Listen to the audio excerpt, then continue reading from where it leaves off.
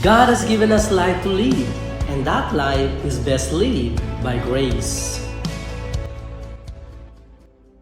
Hello! Magandang araw po sa inyong lahat. Ito po si Valjamin Tatlong Hari at kami po dito po sa Life and Grace ay bumabati po sa inyo ng maligayang Pasko. December 22 na po at ilang araw na lamang ay Pasko na. And I believe kayo pong lahat ay excited sa pagdiriwang ng Kapaskuhang ito. Sa araw pong ito, kami po din ay excited sapagkat today po ay isang special episode ang dadalhin namin sa inyo para po dito sa ating Kapaskuhang nararanasan. Simulan po natin ang ating episode sa isang tanong. Ito po ang tanong natin. Paano kayo nagdi-decide at naghahanda ng inyong ireregalo ngayong Kapaskuhan? Ulitin ko po, paano kayo nagdi-decide at naghahanda ng inyong ireregalo ngayong Kapaskuhan? Alam niyo po, sabi ng iba, ay meron daw pong malaking pagkakaiba kung paano maghanda at mag-decide ang isang babae sa paghahanda na ginagawa ng isang lalaki pagdating po sa mga regalo. Ang babae daw po ay matagal pa lamang ay iniisip na kung ano ang ireregalo. Samantalang ito namang mga lalaki ay kung kailangan ay saka lamang po mag-iisip ng pangregalo. Maaaring totoo po ito at maaaring nakakatuwang pag-isipan, subalit ang nais ko pong dalhin sa inyo ngayong araw na ito, pagdating naman po sa regalo ng Diyos sa atin po, God has prepared His gift for us thousands of years. Nais ko po kayong dalhin sa isang senaryo noong unang Pasko bago pa ipanganak ang ating Panginoong Hesus. Dito po sa Lucas Kapitulo 2 talatang 6 hanggang 7 ay ganito po ang ating makikita, matutunghayan sa atin pong pagbasa. At habang naroon sila sa Bethlehem, dumating ang oras ng panganganak ni Maria. Isinilang niya ang panganay niya na isang lalaki. Binalot niya ng lampin ang sanggol at inhiga sa sabsaban dahil walang lugar para sa kanila sa mga bahay panuluyan. Alam niyo po, katulad kung kayo po ay katulad ko, na kapag nakakarinig po o nakakapanood ng isang nativity story, a scenario in Bethlehem as described in this passage, ay humahantong din ako sa pagkakataon na nagtatanong ako ng ganito, where did it all begin? How did it happen this way? Paano po nangyari ang ganito na ang ating Panginoong Yesus ay inhiga sa isang sabsaban at ang sabi po ay sapagkat wala nang matuluyan para sa kanila. Pero kagaya po ng isang movie kung inyong mapapansin that will show you a dramatic scene sa umpisa, then ang gagawin po ng movie ay it will go back ang istorya, pababalikin po yung istorya and explaining how did it happen. And this answers some of the questions and eventually it will all make sense sa atin pong mga isip. And this type of storytelling is called reverse chronology. Alam niyo po, to fully understand and make sense for us ang Christmas story, we will do some reverse chronology. Samahan niyo po ako. Mula pa po noong pasimula, everything has been leading up to this one moment of history. Maging noong creation pa lamang, in Genesis chapter 3, God is speaking to the serpent at papag-aalitin ko ikaw at ang babae at ang iyong binhi at ang kanyang binhi. Ito ang dudurog ng iyong ulo at ikaw ang dudurog sa kanyang sako. Sabi po sa wikang English, and I will put enmity between your seed and her seed. Since then, God has been preparing the world. Sabi nga po ng isang memory verse namin dito sa 2 Chronicles chapter 16 verse 9, the eyes of God are running to and fro throughout the whole earth to show Himself strong on behalf of those whose heart is loyal to Him. Ang sabi po ng ibang translation, whose heart is devoted to Him, or faithfully obeys Him, or completely belongs to Him. Bakit po? So that He can speak His words of prophecy through them for the birth of His Son. Naghahanap ang Diyos ng mga taong makikikooperate sa Kanya that when God speaks to their heart, they will be willing to speak the words of prophecy regarding sa Kanya pong anak na ipadadala niya dito sa mundo. Alam niyo po ang Diyos, sa kanyang pagpapadala ng anak dito sa mundo ay kailangang kumilos sa pamamagitan ng mga tao. Dahil ang taong ito ang binigyan niya ng rights to rule and to control the earth. Mula pa ng simula ay binigay na ng Panginoon ang dominion sa tao. At hindi niya po ito po pwedeng bawiin. Nais kung tandaan ninyo na kapag sinabi ng Diyos, ito po ay nagiging isang batas na maging ang Diyos mismo ay nalilimitahan ayon sa kanyang sinabi. And it took him 4,000 years to send his son. At maaaring nagtatanong ka, bakit inabot ng 4,000 taon? Because there were few people that were sensitive enough to hear him in their hearts, consenting with God and cooperating with God to prophesy what they heard. Now, when everything that is needed to be said has been said, ang ibig sabihin, yung lahat ng mga dapat maiprophesy patungkol sa pagdating ng Panginoong Hesus ay naiprophesy na. Sabi po ng Galatians chapter 4 verse 4 ay, ngunit nang dumating na ang takdang panahon, isinugo ng Diyos ang kanyang anak sa mundo. Ipinanganak siya ng isang babae at namuhay sa ilalim ng kautusan. We need to understand na para maibigay sa atin ang kanyang anak, ang anak ng Diyos, kailangan itong magkatawang tao at ipanganak na tulad ng isang bata. Kaya nga po, ang sabi ng isang prophecy dito po sa Isaiah chapter 9 verse 6, sapagkat sa atin ay ipanganganak ang isang bata, sa atin ay ibinigay ang isang anak na lalaki, at ang pamamahala ay maaatang sa kanyang balikat, at ang kanyang pangalan ay tatawaging kamangha-mangha, tagapayo, makapangyarihang Diyos, walang hanggang Ama, Pangulo ng Kapayapaan. God has to create a physical Jesus through words na sasabihin ng mga tao na ipinasasabi ni Lord through prophecy. Kailangan ng cooperation ng tao sa Diyos. Kahit na nga po itong si Maria, ang naging nanay ni Jesus dito sa laman, has to cooperate and give consent with God sa mga sinabi nito sa kanya sa pamamagitan ng isang anghel. And that all the words spoken over 4,000 years through hundreds of people are going to conceive in her as her seed. At dito po sumang-ayon si Maria sa Diyos. Sabi niya po sa Lucas Kapitulo 1, talatang 31, sumagot si Maria, alipin po ako ng Panginoon. Mangyari nawa sa akin ang mga sinabi ninyo. At iniwanan siya ng anghel. Again, all that had been prophesied about Jesus becoming the seed, the incorruptible seed of the Word of God. Sabi po ng 1 Peter 1:23, all those words became seed. Tandaan niyo po ang sabi ng John chapter 1 verse 14, and the Word became flesh. So bago pa po mai-prophesy ang lahat ng dapat i-prophesy, mayroong paghihintay sa pagdating ng ating Panginoong Hesus. Nais ko po kayong isama and let us see how's the waiting in the Old Testament time about the coming of the promised Messiah sa kanila. Alam niyo po, marami pong tao from the Old Testament have known from the scriptures that these things will be happening. And through those scriptures, this has been foretold. Ito po ay na-prophesied sa kanila at ito po yung kanilang inaantay. So let us look at some of the prophecy. Tingnan po natin itong mga prophecy nito. Dito po sa Genesis chapter 3 verse 15, pinag-usapan po natin ito kanina. Ang Diyos, pagkatapos na magkasala po si Eva at si Adan, ay kinurse ng Diyos ang serpent na naging dahilan sa kanilang pagkakasala. Ang sabi po dito, at pag-aalitin ko ikaw at ang babae at ang iyong binhi at ang kanyang binhi, ito ang dudurog sa iyong ulo at ikaw ang dudurog sa kanyang sakong. Sabi po ng 2 Samuel chapter 7 verse 12, alam niyo po from the time of Adam to the time of David, ito po panahon ni David, ang 2 Samuel, ito po ay about 3,300 years. Sabi po dito, kapag ang iyong mga araw ay naganap na at ikaw ay matutulog na kasama ng iyong mga ninuno, aking ibabangon ang iyong binhi pagkatapos mo at magmumula sa iyong katawan at aking itatatag ang kanyang kaharian. Ito po ay nagpa-prophecy because si Jesus po ay magmumula po sa lahi ni David.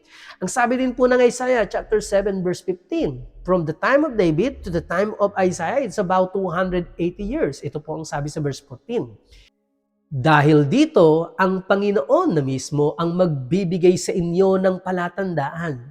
Magbubuntis ng ang isang birhen at manganganak siya ng isang sanggol na lalaki at tatawagin niya ang bata na Emmanuel. Dito po sa Micah chapter 5 verse 2, from the time of Isaiah to Micah, it's about 40 years. Ito po ang sabi ng verse 2 ng chapter 5. Ngunit ikaw, Bethlehem, sa Ephrata, na maliit upang mapabilang sa mga angkan ng Huda. Mula sa iyo ay lalabas para sa akin ang isa na magiging pinuno sa Israel, na ang pinagmulan ay mula nung una, mula ng walang hanggan. And lastly, ito pong Jeremiah chapter 23 verse 5. Alam niyo po, from the time of Micah to Jeremiah, it's about 74 years. Ito po ang sabi. Sinabi pa ng Panginoon, darating ang araw na paghahariin ko ang isang hari na matuwid na mula sa angkan ni David. Maghahari siyang may karunungan at paiiralin niya ang katuwiran at katarungan sa lupaing ito. Kaya nga po kung titingnan ninyo ang lahat ng nabanggit nating prophecy, and from that time on, nung ito po ay masabi, the nation of Israel has been waiting even when they were in exile condition at Babylon. Libong taon nilang narinig ang mga hula na ito at ang mga prophecies na ito at hinihintay nila itong dumating. Hinihintay nila ang pangakong pagdating ng isang Messiah. Pero alam niyo po, ang pinakamahirap nilang paghihintay, ang pinakamahirap na panahon ng kanilang paghihintay is between the Old Testament and the New Testament. Ang tawag po natin dito is, we call it the 400 years of silence. Ito po yung between the book of Malachi sa ating pong Biblia sa Old Testament and the book of Matthew in the New Testament. Ang tawag natin dito ay intertestamental period kung saan walang bagong propeta ang itinalaga ng Diyos at walang bagong kapahayagan para sa bayan ng Israel. There was no new prophets that were raised and God revealed nothing new to the Jewish people. Ito po yung darkest times of Israel. Pero sabi nga po, the sky is darker before dawn. Ang ibig sabihin, when it is so dark, then sisikat na po ang bukang liwayway. Para sila pong nasa loob ng isang room na ang tawag ay God's waiting room. Kayo po, naranasan na rin po ba ninyo ang maghintay? I believe yes. Personally, minsan nag-aantay tayo ng manifestation ng ating healing sa ating mga katawan. O kaya po na mag-prosper ang atin pong mga kabuhayan. And while on waiting, do you ask question like, what is happening on the other side? What is happening behind the scene? Alam niyo po, when it comes to God's plan for humanity, all of those 400 years of waiting sa bayan po ng Israel were time of their waiting for the coming of their Savior. The Messiah will gonna come. Alam niyo po, sa ating pong personal calling and God's purpose sa ating mga buhay, I just want to encourage you that we can always trust God's timing. Ang salita po ng Diyos ay tapat at ito po ay mangyayari. Ang kanyang pangako sa inyong buhay ay mangyayari.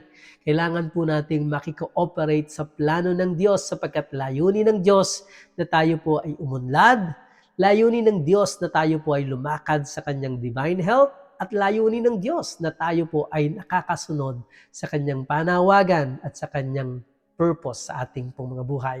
Samahan niyo po ako. Let us read Luke chapter 2 verse 4, and historically, it will tell us about God's timing. Alam niyo po, si Lucas po ang sumulat nito at sinabi ni Lucas na, sabi niya po sa chapter 1 verse 3, I studied it all carefully from the beginning. Then I decided to write it down for you in an organized way. So, maimis po at maliwanag po ang pagkakasulat ni Lucas, ni Dr. Lucas dito. Kaya samahan niyo po ako, Lucas Kapitulo 2, babasa po tayo mula talatang 1 hanggang 7. Narito po ang pangyayari. Nang mga araw na iyon ay lumabas ang isang utos mula kay Augusto Cesar upang magpatala ang buong daigdig. Ito ang unang pagtatala na ginawa ng si Quirino ay gobernador ng Syria. Pumunta ang lahat upang magpatala, bawat isa sa kanyang sariling bayan. Umahon din si Jose mula sa Galilea, mula sa bayan ng Nazaret, patungo sa Judea, sa lungsod ni David na tinatawag na Bethlehem sapagkat siya'y mula sa sambayanan at lipi ni David, upang magpatalang kasama ni Maria na kanyang magiging asawa na noon ay malapit ng manganak. Samantalang sila'y naroroon, dumating ang panahon ng kanyang panganganak at ang kanyang isinilang ang kanyang panganay na anak na lalaki. Binalot niya ito sa mga lampin at iniga sa isang sabsaban sapagkat walang lugar para sa kanila sa bahay panuluyan. Ang mga talata pong ating nabasa ay magbibigay sa atin ng kapirasong clue what is happening behind the scenes sa kabila ng paghihintay ng Israel sa pagdating ng pangakong Mesaya para sa kanila.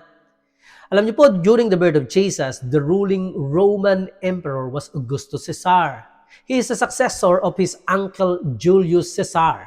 At alam niyo po, ito pong si Augustus Caesar was also known as Octavian. Ang kanya pong paghahari ay from 27 BC to 14 AD. Mula po 27 bago dumating si Kristo at 14 years after nang mamatay si Kristo. It was inclusive of the prosperity year of Pax Romana, yung pong tinatawag nating Roman peace, yung pong 200-year period of peace and economic prosperity na inumpisahan po ni Augustus Caesar. Alam niyo po, one of his parting word ni Augustus Caesar ay ganito, I found Rome of clay and I leave it to you of marble. Kasi nga po, siya po yung nagpaunlad dito po sa Roma. On this account of Luke, nagpautos po siya ng census. Kaya po itong si Joseph at itong si Mary have to go to Bethlehem, the hometown of David, dahil dito po galing ang kanilang lahi. And this set of history will tell us why Christmas is happening at just the right time. Ito po yung pinag-uusapan natin. Within those 400 years of silence, at about 350 years before the first Christmas, alam niyo po, ang pananakop ng emperor ng Persia ay papalapit sa territory ng mga Greek. So masasakop na po nila ang Griego. So ito pong si Philip Macedon, na isang mandirigma na galing po sa Macedonia, ay ito po yung tatay ni Alexander the Great, has to gather and make ally with the Greeks and battle with Persia. Gusto niya pong wag masakop ng Persia ang mga Greek, kaya nakipaglaban po sila. Pero hindi pa natatapos ang digmaan. Philip died, and so his son Alexander the Great took over. His unparalleled success as a military commander gave him a record of zero loss on a battle.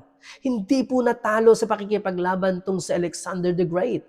Alam niyo po, at the age of 30, Alexander the Great conquered the world.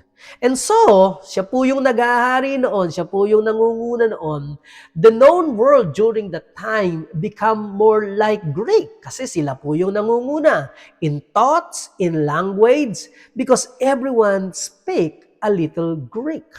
At 390 BC, ang Hebrew language was begin to be replaced by the Aramaic. At 255 BC, the Hebrew scripture was translated into Greek. Ito po yung sinatawag nating Septuagint Bible. Na-translate po yung Hebrew Bible into a Greek language. So kasi nga po, Greek ang pangunahing salita sa buong known world. Kasi nga po, mga Griego ang nangunguna sa mundo. God is making a way for Jesus to be born in a world of the same language. Kaya nga po pwede nating sabihin, God sent His Son at just the right time linguistically. Lahat po ng tao ay makakaintindi at nagkakaintindihan. During this time also, most of the people are accustomed to Greek method of learning.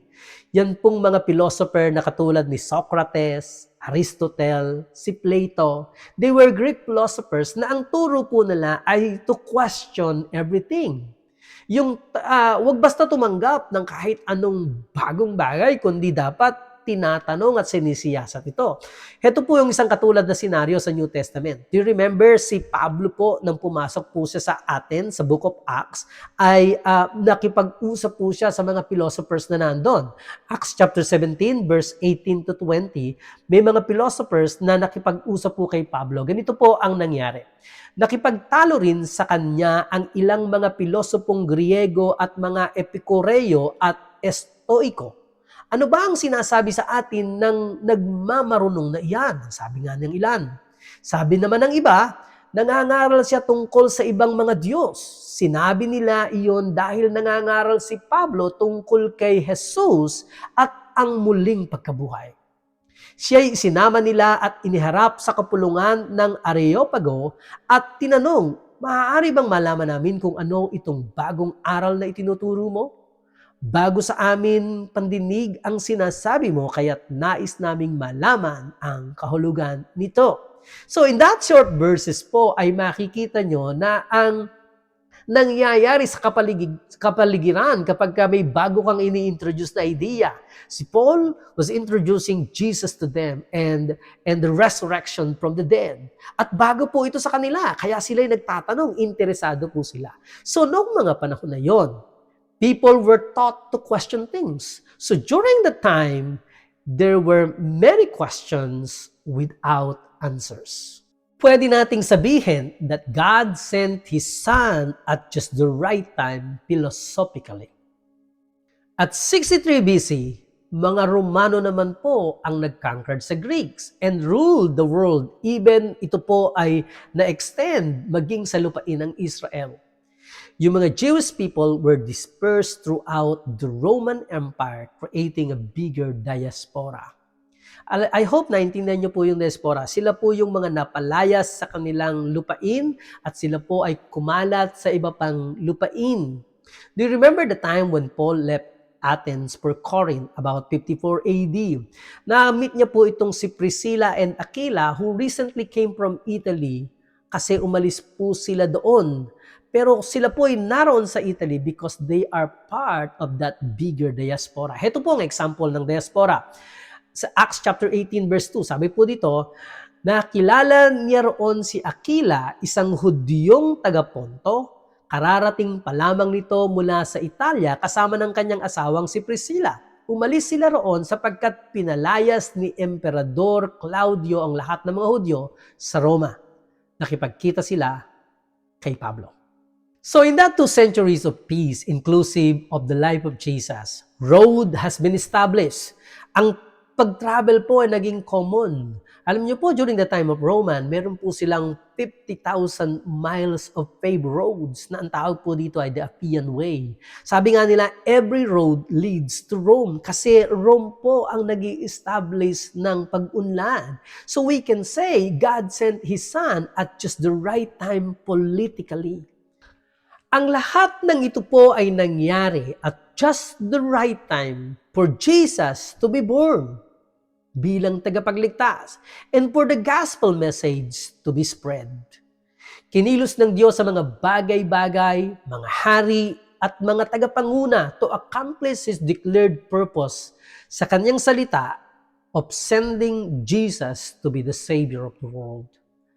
Lahat ng sinalita niya para sa katubusan ng sangkatauhan ay naganap kay Hesukristo. Sabi nga po ng Isaiah Kapitulo 55, talatang 11, gayon din naman ang salita na lumalabas sa aking bibig. Ang mga ito'y hindi babalik sa akin ng walang katuturan. Tutuparin nito ang aking mga balak at gagawin nito ang aking ninanais. Historically, culturally, politically, philosophically, and linguistically, God orchestrated circumstances so that as many as possible people would know the Savior has been born. This has been the waiting of the people in the Old Testament period. God has already moved.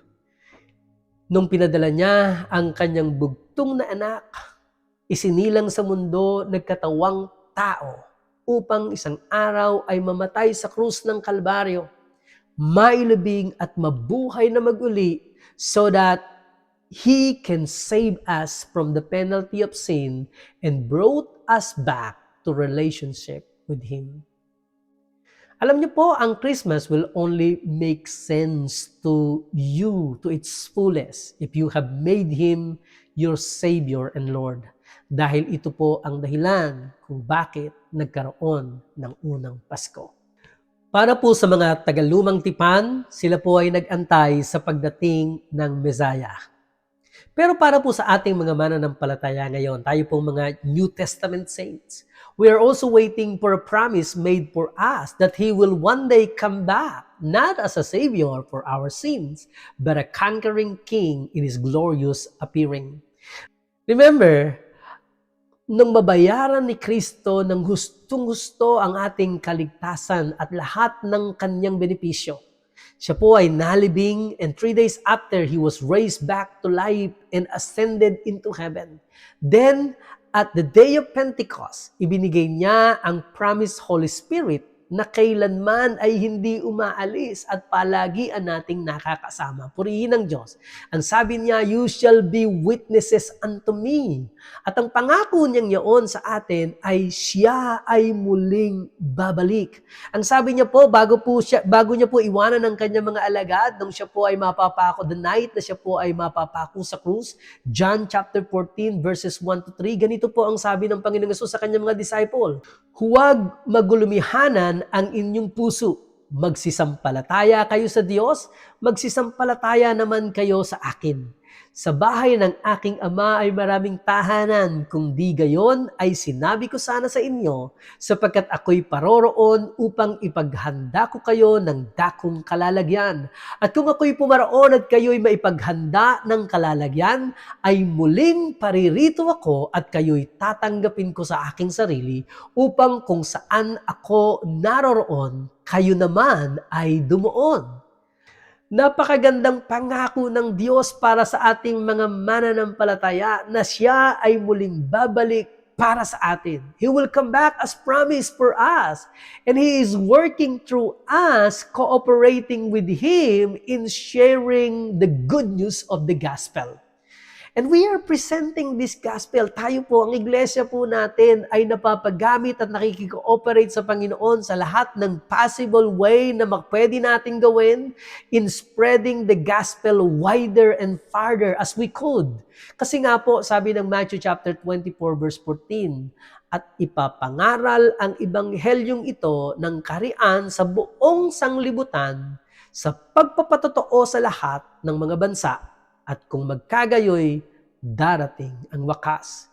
It is important to understand in which timeline we are placed, and so we can cooperate with God and see His glorious coming. He has come for the people of the Old Testament as a Messiah, as a Savior. But for us today, He will come again as our King. Our King is coming very, very soon. At dito po nakatuon ang ating paningin, ang ating paghihintay. Isang araw, ang ating hari ay darating at tayo ay tatanggapin sa kanyang sarili. At kung paano siya, ay ganun din magiging tayo. Ang ating mga katawan ay mapapalitan. Ang ating mga katawang nabubulok ay mapapalitan ng di nabubulok. At mamanahin natin ang incorruptible body, ang glorious body na ipinangako sa atin ng Panginoon.